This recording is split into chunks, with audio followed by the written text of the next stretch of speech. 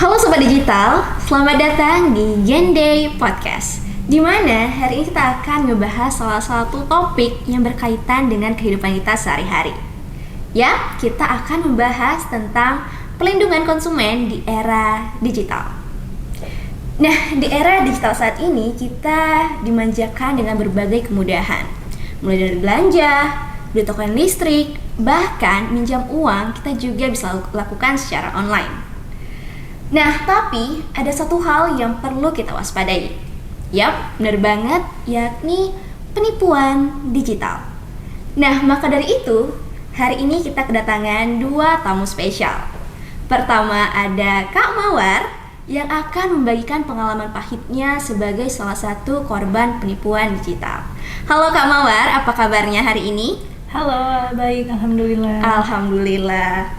Nah, kalau misal tadi ada Kak Mawar yang akan membagikan pengalaman pahitnya, kita juga mengundang salah satu narasumber spesial, yakni ada Kak Intan Lydia selaku asisten analis di fungsi implementasi pengawasan sistem pembayaran KPW Bank Indonesia Sumatera Utara. Halo Kak Intan, Halo. apa kabarnya hari ini? Baik. Alhamdulillah baik juga.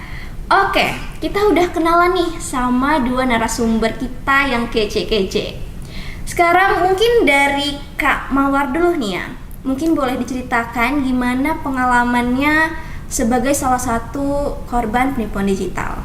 Silakan Kak. Oke, jadi memang ini termasuk pengalaman yang sangat memalukan ya Kak ya. Oke. Jadi memang awalnya itu pertama kali saya main dating apps itu dikarenakan lagi putus cinta Lagi nih, putus makanya cinta ya. iya, makanya main dating apps. Nah, jadi match lah sama 3 orang. Nah, tapi yang jalan terus ini sama yang ternyata pelaku penipuan itu kan. Jadi memang awalnya kami itu udah video call, udah chat, udah phone call juga. Nah, sampai itu udah beberapa bulan, kira-kira 3 bulanan gitulah. Oke. Jadi sampai di akhirnya kan kami kan belum pernah ketemu juga nih kan. Jadi sayang mengajak ketemu gitu. Tapi beliau bilang kalau dia lagi di negara yang notabene banyak kasinonya lah. Oke. Nah, Di karena luar negeri gitu ya. Iya, di luar negeri bener. Nah, karena memang kami udah chatan dan berkomunikasi sudah lumayan lama ya, sudah hampir 3 bulanan gitu. Jadi saat dia minjem duit saya 3 juta yang katanya itu untuk dimasukkan ke kasino. Jadi saya kasih lah karena memang saya percaya udah gitu. Bodohnya memang gitulah. Sudah terlena. Sudah terlena. Iya, terlanjur percaya Terlanjur gitu ya. percaya. Jadi saat saya transfer 3 juta, memang balik duitnya ke rekening saya 4,5 juta. Lumayan Tapi juga ya, berarti. dia Iya. dapat bunga. Dapat bunga, benar. Nah, jadi karena itu di saat dia minta terus transfer, tetap saya kasih sampai akhirnya nominalnya itu 50 juta. Wow. Nah, di saat 50 juta itu kan rekening saya kan juga sudah banyak habis ya. Iya, benar. Nah, padahal sudah banyak habis tapi dia juga masih minta transfer terus. Sampai pada akhirnya teman saya nih mengingatkan, hati-hati, itu penipuan. Nah, dari situlah saya mulai cross check profilnya dan segala macam. Jadi ternyata selama ini profil yang dipakainya itu foto profil orang lain. Dan kami phone call dan juga video call itu dari AI. Ya, canggih ya sekarang. Canggih benar. Iya benar. Iya. Jadi saya shock banget kan. Akhirnya saya marah-marah juga ke pelaku, tapi beliau denial, bilang kalau itu enggak dan sebagainya. Akhirnya saya blok. Oke. Jadi yang ngeblok itu Saya Kak Mawar. Iya, Kak Mawar. karena udah hektik juga ya karena Iya, udah benar. habis duit, terus beliaunya seperti itu. Nah gitulah. Kayak nggak pikir panjang, Iya, blok aja. Gitu ya. karena udah capek lagi, nggak mau lagi berurusan gitu. Iya, oke. Nah, setelah kejadian tersebut, apakah Kakak sudah mencoba untuk melaporkan ke pihak berwajib gitu? Atau berusaha untuk menghubungi dia lagi? Bagaimana tanggung jawabnya atas kehilangan uang Kakak? Nah kalau untuk menghubungi dia lagi pasti enggak ya, karena kan saya sudah berpikir dia nggak akan mungkin tanggung jawab pastinya. Oke. Nah jadi di situ saya posisinya mau melaporkan ke pihak berwajib pun saya bingung apa yang mau dilaporkan, karena saya juga nggak tahu nih posisi saya ini bagaimana dan apa saja yang harus dilaporkan itu saya nggak tahu. Jadi ya udah Jadi berusaha hilang gitu aja uangnya 50 juta. Berusaha untuk ikhlas. Iya, namanya, iya, ikhlas. walaupun berat gitu ya Berat kan ya. pasti karena nominalnya juga nggak Nggak kecil ya, kecil, 50 juta lumayan itu besar. wih itu udah bisa beli banyak hal sih ya. Bisa beli emas saat ini sekarang yang lagi bener. ditambah lagi emas harganya lagi naik kan. Bisa Bener, beli iya, emas iya. investasi gitu kan. Berarti Kak Mawar ini ternyata cukup tabah juga teman-teman. Cukup ikhlas namanya. Iya. Oke, tadi itu dari pengalamannya Kak Mawar. Nah, kalau misalnya dari Kak Intan sendiri nih sebagai perwakilan dari lembaga yang menangguhjawabi perlindungan konsumen, kira-kira melihat fenomena ini tuh gimana sih Kak pandangannya? Kak Dira, jadi tuh kita udah pernah tuh sama seperti Kak Mawar ini pengaduan yang masuk ke Bank Indonesia gitu. Jadi kalau ini sih dia terbuai, tapi bukan bentuknya dia nggak ngaku dari main kasino, tapi karena udah terbuai dia dikasih kado karena dia ulang tahun gitu. Tapi oke. kado tetap sama, mengaku kalau misalnya temen chatnya ini itu dari luar negeri, sama kadonya juga mahal katanya dari luar negeri. Setelah itu ada yang menghubungi, jadi ini kayaknya kerja sama nih. Jadi ada pihak yang mengaku sebagai orang yang merupakan pacarnya ada di luar negeri, ini perempuan ada di Indonesia. Lalu ketika katanya barangnya sudah dikirim tersendat, nggak Oke. bisa diambil di bea cukai Iya. gitu kan. Di pabean itu dia nggak bisa ngambil. Nah, dia dihubungi pihak yang mengaku dari bea cukai di Indonesia. Nah, terus dia menghubungi pacarnya, yang pihak pacarnya yang mengaku pacaran itu sama Kak Mawar. Dia bilang kalau ini kena biaya. Oh iya, karena barang yang saya kirimkan ini mahal gitu. Jadi dia harus kena sama harganya 3 juta. Oke, setelah itu dia akhirnya percaya dan mengirimkan ke pihak yang mengaku sebagai custom di bea cukai tersebut, transfer, tapi bukan. Nah, kalau misalnya itu kan pasti ke PT misalnya apa yang, atau misalnya kementerian atau apa gitu kan, itu pasti. Tapi ini kan transfernya adalah ke orang pribadi gitu. Nah, itu dari situ kan ciri-ciri yang sebenarnya udah harus dicurigai Diwaspadai, gitu kan. Nah, setelah itu dia transfer pertama, ditunggu-tunggu barangnya nggak nyampe juga. Akhirnya dia confirm lagi nih ke pihak yang mengaku bea cukai itu. Setelah confirm lagi, dia bilang, oh ya ibu, ternyata barangnya ini setelah dikalkulasi lebih biaya administrasinya karena barangnya ini besar gitu. Jadi akhirnya dia bilang, loh kan kemarin sudah dihitung, tapi ternyata setelah dihitung-hitung bu beda. Kalau ibu mau, ibu nambah lagi gitu. Total yang dia akhirnya confirm lagi ke pacar hayalannya itu, yang kenalan itu di luar negeri.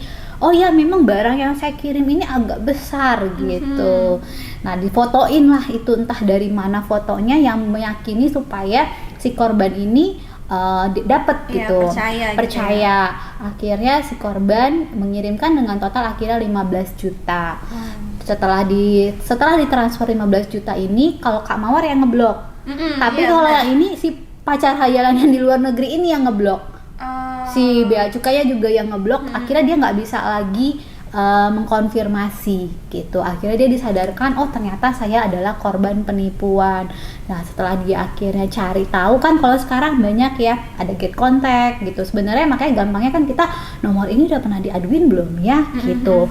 Nah, karena aplikasi seperti get contact itu membantu kita sih sebenarnya kalau kita bisa melihat, oh dia pernah ada penipuan seperti itu udah pernah terjadi. Dan fenomena seperti itu sebenarnya Bank Indonesia sudah melakukan edukasi gitu kan, diedukasi. Nah, karena pada ketentuan itu kita melakukan di PBI nomor 3 tahun 2023 itu ada yang namanya kan Bank Indonesia melakukan edukasi, konsultasi dan fasilitasi gitu. Oke. Nah, berarti teman-teman berdasarkan cerita dari Kak Intan sama Kak Mawar tadi tahu nih kalau ternyata penipuan digital itu banyak jenisnya dan banyak modusnya. Maka dari itu penting untuk kita semua berhati-hati dalam memanfaatkan digitalisasi ini. Nah, oke Kak, Tadi kakak udah menjelaskan bahwa Bank Indonesia itu ada 3 ya kak, ada edukasi, konsultasi, dan fasilitasi. Nah sejauh ini kak, apa saja hal yang telah dilakukan Bank Indonesia untuk menekan kasus penipuan ini? Nah, ini menekan kasus penipuan ini kita banyak nih Bank Indonesia melakukan dengan yang namanya edukasi gitu kan, dengan berbagai macam konten gitu dari ada namanya peka, peduli, kenali, adukan, tagline yang seperti itu. Dan juga ada juga nih seperti Duta Kris ini, salah satunya adalah membantu Bank Indonesia. Kita udah melakukan kayak pembekalan kepada Duta Kris. Tidak hanya Duta Kris juga gitu kan, teman-teman di perbankan kita ajak sama-sama untuk mengenali modus-modusnya, dan kita memberikan pembekalan supaya teman-teman bisa dari mulai keluarga terdekat dulu. Kita terdekat diajar jangan mau nih klik link sembarangan yang seperti itu, atau juga nanti dari baru dari teman-teman ke keluarga, ke saudara. Nah, itu adalah salah satu untuk membantu kita untuk melakukan edukasi seperti itu. Dan juga pemanfaatannya, misalnya selain edukasi, nanti gimana caranya kalau ada kasus, kita juga bisa pengaduannya seperti apa. Nah, teman-teman juga bisa membantu kami seperti itu. Jadi istilahnya Duta Kris ini tuh sebagai jembatan antara Bank Indonesia dengan masyarakat gitu. Oke, sekarang kita coba beralih ke Kak Mawar lagi nih. Nah, setelah ditipu nih Kak, apakah Kakak sempat melapor ke bank terkait? Misalnya kakak transfer melalui bank A gitu, jadi kakak datengin bank A buat confirm nih kira-kira uang saya bisa kembali atau enggak gitu. Kakak udah pernah mencoba hal itu belum kira-kira? Sebenarnya saya memang mau mencoba ya, mencoba menghubungi bank terkait, tapi saya bingung nih apa saja yang harus dilaporkan. Dan saya juga kayak karena udah malukian ya, karena kok bisa gitu tertipu sampai 50 juta, kayak malu banget gitu. Makanya akhirnya nggak jadi ngelaporin sih. Iya, jadi lebih memilih untuk memendam aja ya Kak. Iya, benar. Oke, nah Kak Intan, kenapa dalam kasus seperti ini uang korban itu susah buat kembali? Nah, iya. Jadi memang banyak nih Kak Dira, banyak nasabah saat ini dia karena malu untuk melaporkan, karena dianggap mungkin di teman-temannya, lo kan udah tahu nih kalau misalnya memang nggak ada tuh yang namanya pacaran, yang diajak ketemu aja belum gitu kan. Pasti tapi karena malu itu jadi akhirnya mereka ya udah menutup sendiri gitu. Ada yang sampai misalnya nangis, ada yang sampai hampir mau bunuh diri. Pernah sih mungkin kita baca di kasus gitu kan. Karena kenapa? Karena mau ngadu juga kita malah dikucilkan. Padahal sebenarnya kan dia harus diberikan semangat gitu kan. Nah, kalau misalnya saat ini terkait dengan pengaduan yang seperti itu, gimana sih kok kenapa nggak pengaduannya jadi saya sampai malu gitu, terus gimana? Ya nggak apa-apa, kita aduin aja. Cuma memang tata cara pengaduan itu kan memang pertamanya itu kita harus melaporkannya ke penyelenggara. Penyelenggaranya ini misalnya perbankan A ya. Perbankan A nanti menyatakan informasi di dalamnya, data diri kita yang seperti itu kan, data diri, nomor rekening kita itu disampaikan melalui surat, nanti disertakan dengan identitas diri gitu kan. Nanti diceritakan di situ permasalahannya apa, namanya kronologisnya nanti diceritakan. Nah, itu pihak penyelenggara mempunyai waktu 20 hari kerja untuk menindaklanjutinya. Tapi kalau misalnya penyelenggara tersebut tidak juga bisa menindaklanjuti 20 hari kerja, mereka bisa mempunyai tambahan waktu 20 hari kerja. Setelah tambahan waktu 20 hari kerja, nasabah penyelenggara harus menyampaikan kepada nasabah. Nah, disitulah nasabah, saya tidak sepakat nih dengan jawabannya dari penyelenggara. Nah, bisa nanti mengadukan ke Bank Indonesia. Nah, seperti itu. Cuma sama nanti dengan ke Bank Indonesianya berarti sudah ada nih yang namanya bukti pengaduan yang telah disampaikan ke penyelenggara, misalnya perbankan A dengan nomor tiketnya, nomor aduannya, dan apa hasil dari surat yang disampaikan, bukti tindak lanjut yang disampaikan oleh penyelenggara tersebut gitu. Oke Kak, berarti untuk uangnya itu kira-kira ada kemungkinan untuk kembali atau tidak nih Kak? Nah, ini yang menarik sebenarnya. Kembali atau tidak. Jadi kita ketika kita transfer, kita kan melakukan autentifikasi dengan memasukkan PIN. Benar. Nah, ya kan. Tandanya kita setuju, kita melakukan transaksi itu, kita memasukkan PIN. Jadi dianggap sah. Gitu. Karena kita secara sadar kita melakukan transaksi tersebut. Benar. Gitu. Kecuali misalnya nih tiba-tiba yang rekeningnya hilang atau apa. Nah, itu bisa kita melakukan pengaduan. Nah, kita bisa melakukan pengecekan. Tapi sekarang sejak bulan November tahun lalu, tahun 2024, ada nih Kak yang namanya IASC. Mungkin masyarakat belum terlalu full semuanya mengetahui apa sih itu IASC. IASC itu Indonesia Anti Scam Center. Indonesia Anti Scam Center itu yang dibentuk oleh OJK, tapi di dalamnya itu terdapat OJK, PPATK, Bank Indonesia, pihak dari kepolisian, Apgakum, dan juga perwakilan dari penyelenggara. Kenapa itu fungsinya? Jadi misalnya nih yang seperti kejadian Kak Mawar ini, pada saat tahu nih ya, pada saat dia melakukan transfer dan dia sadar, langsung di saat itu juga dia mengkonfirmasi. Nanti bisa di search nanti kan IASC. Di situ dia bisa melakukan pengaduan. Kenapa? Pengaduannya itu agar rekening yang telah ditransfer tersebut, kan ada namanya nih untuk siapanya, itu dilakukan pemblokiran. Sehingga rekening tersebut tidak dapat diambil.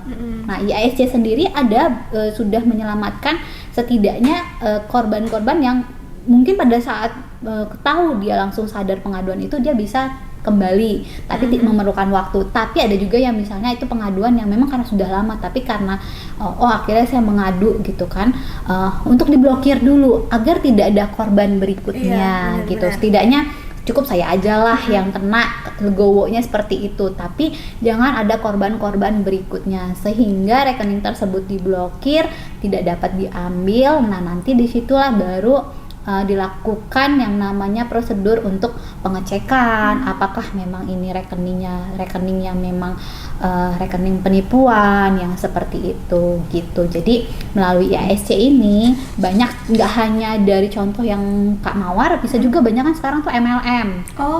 Ya, misalnya kalian ayo ikutin MLM ini, nanti kalian bisa dapat namanya tugas pertama kalian dapat sekian. Setelah itu nanti kalian bisa mendapatkan tugas berikutnya, dapatnya bonusnya sekian. Tapi pada saat yang udah sama dengan nominal yang besar, mereka nggak bisa. Itu seperti itu, banyak yang pengaduan yang masuk gitu. Nah, karena kenapa? Karena secara sah nanti kita kan Bank Indonesia menindaklanjutinya dengan ya kita akan konfirmasi lagi ke bank apa sih nih yang telah kalian tindak lanjuti terkait dengan pengaduannya ini gitu. Nah, nanti bank akan menjawab ke Bank Indonesia terkait dengan konsultasi tersebut. Nanti kita akan menyampaikan kembali, bank akan menyampaikan kepada nasabah dan juga ke Bank Indonesia terkait dengan hal tersebut. Setelah itu jika nasabah juga tidak sepakat, baru itu masuklah ke fasilitasi gitu. Cuma fasilitasi ini kita akan lihat dulu case-nya gitu. Case-nya apakah memang kita anggap ini memang dia tidak korban itu memang sah, bukan dia yang melakukan. Nah, itu kita melakukan analisis terlebih dahulu mana yang bisa difasilitasi. Oke, berarti kurang lebih prosedurnya itu pertama kita ke bank terkait dulu, diproses. Kalau misalnya belum ada jawaban baru kita tunggu dulu 20 hari kerja kemudian. Setelah itu ada jawaban, baru nanti saya nggak sepakat nih dengan jawabannya perbankan, kita boleh melakukan pengaduan kembali ke Bank Indonesia. Oke, berarti nggak langsung ke Bank Indonesianya ya, Kak? Iya, jadi tahapannya seperti itu, Kak. Karena kalau misalnya kita langsung ke Bank Indonesia, kita belum tahu nih sebenarnya udah melakukan pengaduan belum ke perbankannya gitu. Benar. Gitu, nggak hanya perbankan sih, penyelenggara dompet digital yang seperti itu banyak juga saat ini. Nah, itu perlu digarisbawahi teman-teman. Jadi kalau misalnya amit-amitnya nih kita jadi salah satu korban penipuan digital, nah kita bisa coba konfirmasi dulu ke lembaga terkait tempat kita menyimpan uangnya Nah, kalau misalnya emang ngerasa belum cukup, nah baru kita bisa mencoba pengaduan ke Bank Indonesia gitu. Nah, oh ya Kak, Intan, ini ada satu hal yang menarik juga ya. Tadi Kakak ada menyebut tentang IASC, Indonesia Anti Scam Center, yang mana itu kan ada bekerja sama dengan kepolisian, Bank Indonesia, OJK, sama PPATK. Nah, sebenarnya Kak, kalau untuk Bank Indonesia sendiri nih, itu kira-kira cakupan pengaduannya apa-apa aja nih Kak? Apa yang membedakannya dengan berbagai lembaga-lembaga yang lain gitu? Nah ya, itu sangat menarik Kak. Jadi banyak nih pengaduannya yang salah sebenarnya ke OJK masuknya ke BI, dan atau ke BI masuknya ke OJK. Itu yang memang harus dipahami. Kasihan kadang-kadang ada juga orang yang sudah datang ke sini tapi dia nggak paham. Mungkin dengan kita sharing ya. Jadi tuh pengaduan yang masuk ke Bank Indonesia itu terkait dengan sistem pembayaran. Sistem pembayaran terkait dengan kartu kredit juga, APMK, alat pembayaran menggunakan kartu kredit, kartu debit, dan juga pembayaran menggunakan digital, gitu, transfer dana, kris, dompet digital, itu pengaduannya ke Bank Indonesia. Di luar itu, misalnya nih pinjaman online gitu kan, nah itu kalau sekarang namanya pinjaman daring. Nah itu tuh ke OJK. Kredit ada juga yang mikir, tapi kan kartu kredit dan kredit itu beda. Kartu kredit karena menggunakan alat APMK, alat menggunakan kartu, nah ke Bank Indonesia. Tapi kalau misalnya kredit, nah itu ke OJK gitu. Itu sih yang ngebedain. Jadi mungkin jangan sampai salah lagi. Oh sebenarnya tabungan, nah itu pengaduannya ke OJK. OJK ya. Iya gitu, terkait dengan tabungannya nih yang bermasalah. Tapi kalau misalnya ATM saya nggak bisa digunakan dan transfer dana saya tidak berhasil, itu bisa ke Bank Indonesia gitu Kak. Oke, nah itu yang perlu digarisbawahi juga. Jadi emang berbeda. Setiap lembaga itu punya kewenangan yang berbeda nih untuk setiap pengaduan kita. Jadi untuk Bank Indonesia sendiri itu pengaduannya lebih ke sistem pembayaran ya, Kak? Sistem pembayaran. Benar.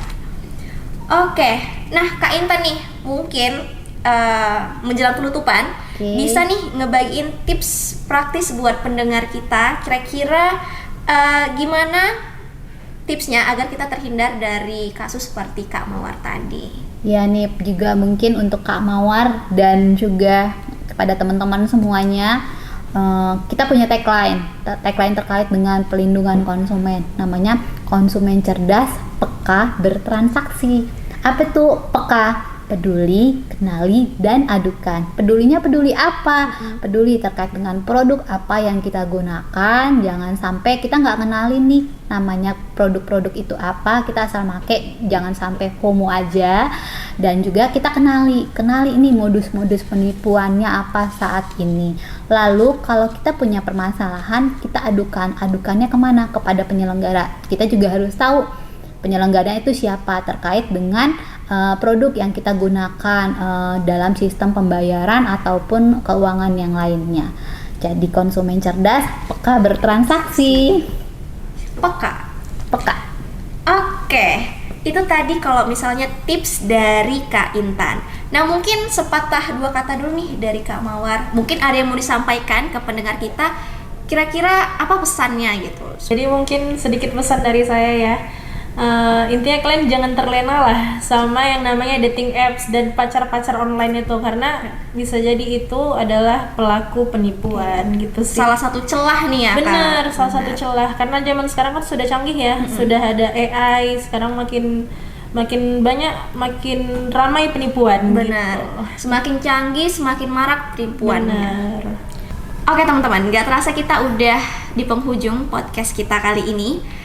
Banyak hal-hal yang bisa kita ambil dari perbincangan kita dengan Kak Mawar dan Kak Intan, yang mana kita pastinya harus terus berhati-hati, karena tadi seperti yang dibilang sama Kak Intan juga, semakin canggih teknologi, semakin banyak penipuan yang bakal marak terjadi.